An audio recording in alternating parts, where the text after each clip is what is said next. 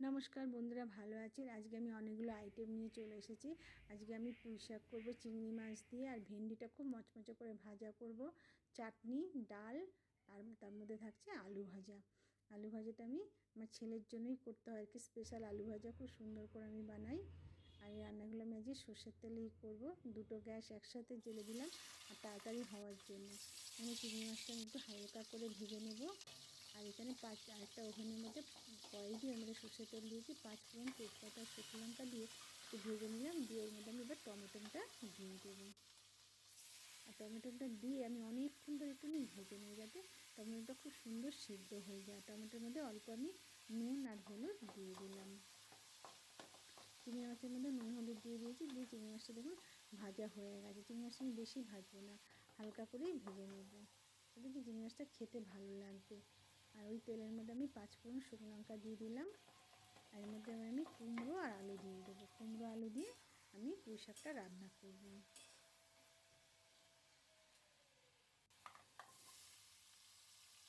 কুমড়ো আলুটা একটু ভালো করে ভেজে নেব আমি।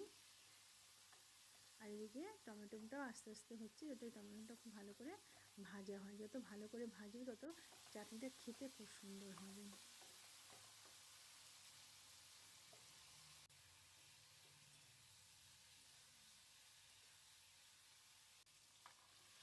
পুঁই শাকটা আমি দিয়ে দিলাম। দিয়ে পুঁই শাকটা আর কুমড়ো আলুটা ভালো করে আমি ভাজা ভাজা করে নেব। আর এখানে আমার টমেটোটা খুব সুন্দর করে ভাজা হয়ে গেছে। আমি জল দিয়ে দেবো একটু পরে। আর এখানে আমি কুমড়ো আর আলু, পুঁই শাক সব ভালো করে আমি নাড়াচাড়া করে নিলাম। রান্না করতে কিন্তু অনেকক্ষণ টাইম লাগে বন্ধুরা। তো আমার রান্নাগুলো যদি আপনাদের ভালো লাগে, লাইক ও সাবস্ক্রাইব করে দেবেন। আর এর মধ্যে আমি পুঁই শাকের মধ্যে নুন আর হলুদ দিয়ে দিলাম। আর চিংড়ি মাছ দিলে তো সমস্ত তরকারি খুব ভালো লাগে। আর পুঁই শাকের মধ্যে চিংড়ি মাছ দিয়ে করলে খেতে খুব ভালো আর সুন্দর হয়। আমি চাপা দিয়ে দিলাম, যাতে পুঁই শাক কুমড়োটা একটু সিদ্ধ হয়ে যায়। অল্প একটু জল দিলাম, কারণ আমার টমেটোগুলো পুরো সিদ্ধ হয়ে এসছে। অল্প একটু জল দিলাম। আর এখানে ভেন্ডিটার মধ্যে আমি নুন, হলুদ, লঙ্কার গুঁড়ো আর 1 চামচ আমি এখানে বেসন দিয়ে দিলাম। দিয়ে খুব ভালো করে আমি মেখে নেব। এইভাবে মেখে ভাজলে পরে ভেন্ডিটা, যে ভেন্ডি খায় না সেও খাবে। খুব মোচমোচে আর খুব সুন্দর হয় ভেন্ডিটা। চাটনিটা আমার হয়ে গেছে। এর মধ্যে আমি এবার বাতাসা দিয়ে দিলাম। বাতাসা দিয়ে চাটনিটা করলে না, চাটনির কালারটা খুব সুন্দর আসে আর খেতে খুব ভালো হয়। আপনারা সবসময় চিনি দিয়ে করেন, কখনো বাতাসা দিয়ে করে দেখবেন, খুব ভালো হয় খেতে চাটনি।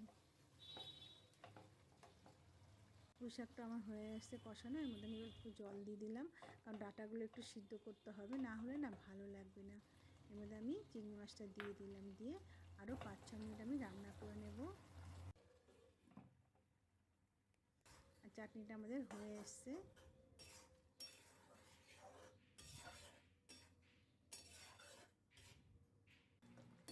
চাটনির কালারটা কত সুন্দর হয়েছে। এবার আমি একটা মশলা তৈরি করবো। আমার বন্ধুরা সবসময় বলে, যদি কী মশলাটা কীভাবে করিস। তো এখানে আমি অনেক শুকনো লঙ্কা দিয়ে দিয়েছি।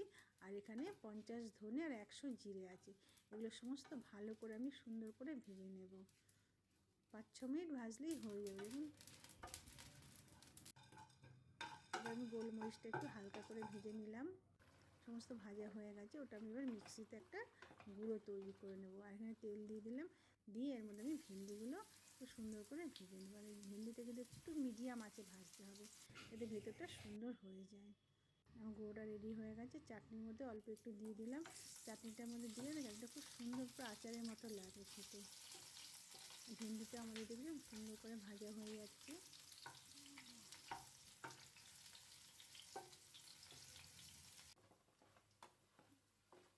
পুঁই শাক আর কুমড়ো আলুর তরকারিটা আমাদের অনেকটা একদম পুরো হয়েই এসছে। এর মধ্যে আমি একটু চিনি দিয়ে দিলাম। একটু চিনি না দিলে না ভালো লাগবে না, কারণ পুঁই শাক তো একটু মিষ্টি মিষ্টি ভালো লাগে। ভাজা মশলাটা আমি পরিমাণ মতো করে দিয়ে দিলাম, 1 চামচই দিলাম। আমার তরকারিটা, পুঁই শাকের তরকারি রেডি হয়ে এসছে। ভেন্ডিটাও আমাদের ভাজা হয়ে গেছে। বন্ধুরা, আমার ভিডিওটা ভালো লাগলে আমাকে লাইক ও সাবস্ক্রাইব করে আমার পাশে থাকবেন।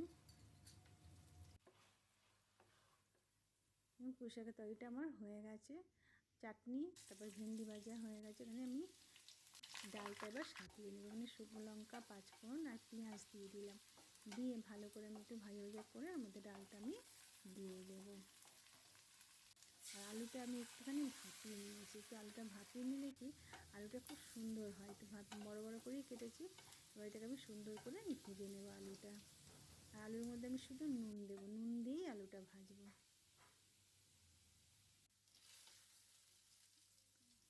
সমস্ত রান্নাগুলো আমার রেডি হয়ে গেছে। আলু ভাজাটাও আমার অনেকটা রেডি হয়ে গেছে। আর আলুটা শুধু আমি নুন দিয়েই ভাজাটা করব।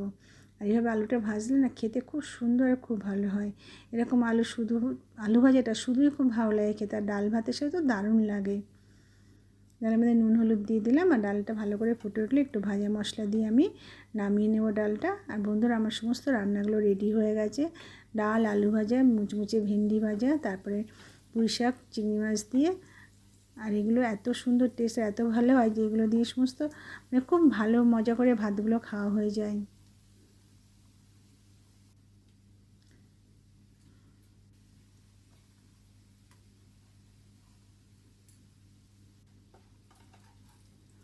সমস্ত রান্নাগুলো আমি খুব সুন্দর করে সাজিয়ে নিয়েছি। নমস্কার বন্ধুরা।